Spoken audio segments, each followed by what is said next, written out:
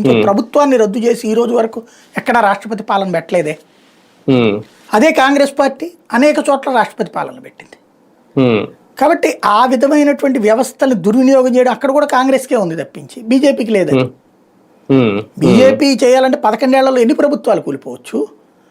మమతా బెనర్జీ అయితే అరాచకం కదా, మహిళలకి నేను బీజేపీకి ఓటేసి తప్పు చేశానని ఇక్కడ నుదుటి మీద రాయించి రోడ్డు మీద తిప్పారు. అంతకంటే లార్జర్ డేంజర్ ఎక్కడ ఉంటుంది. అలాగే అక్కడ వాళ్ళ మంత్రులే స్వయంగా హౌసింగ్ స్కామ్ చేసి జైలుకు పోయాడు చటర్జీ అనేవాడు, నిన్న బెయిల్కి వచ్చింది 2 ఏళ్ల తర్వాత. అట్లాంటివన్నీ ఏంటది, ఏం చేయలేదు అది. ఇంకా బీజేపీ వాళ్ళే తిట్టిపోతున్నారు నరేంద్ర మోడీ సీరియస్గా పోవట్లేదు ఇట్లాంటి వాటిట్లో అని చెప్పేసి. ఓ మమతా బెనర్జీ లాంటి అరాచకవాది కానీ ఇప్పుడు అది బంగ్లాదేశ్ కింద మారిపోయింది బెంగాల్.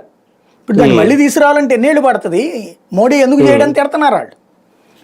వాళ్ళు అది దుర్వినియోగం చేయట్లేదు. సరే, ఒకటి మరొక కోణంలో చూస్తే ఈ నిర్ణయంతో అంటే ఎన్డీఏలో ఉన్న పక్షాలు అవి పక్కన పెట్టేసి ఎన్డీఏలో ఉన్న అవి పక్కన పెట్టేస్తే తటస్థంగా కూడా కొన్ని పార్టీలు ఉంటాయి కొన్ని రాష్ట్రాల్లో. వాళ్ళ అధికారంలో ఉన్న పార్టీలు కనుక ఇప్పుడు ఏదో ఒక స్టాండ్ తీసుకోవాల్సిన పరిస్థితి ఏమన్నా ఉంటుందా ఈ నిర్ణయంతో? ఏం లేదు, మద్దతు మ్యాక్సిమం అవుతుంది. అంటే దీనికి ఏం 2/3 అక్కర్లేదు, రాజ్యాంగ సవరణ అక్కర్లేదు, 1/2 చాలు, మద్దతు అయిపోతుంది. కాకపోతే దీనికి ఆటోమేటిక్గా మళ్ళీ లీగల్ ఇంప్లికేషన్ వస్తుంది. ఇది రాజ్యాంగానికి అనుకూలమా విరుద్ధమా అనేది సుప్రీంకోర్టుకి వెళ్తారు.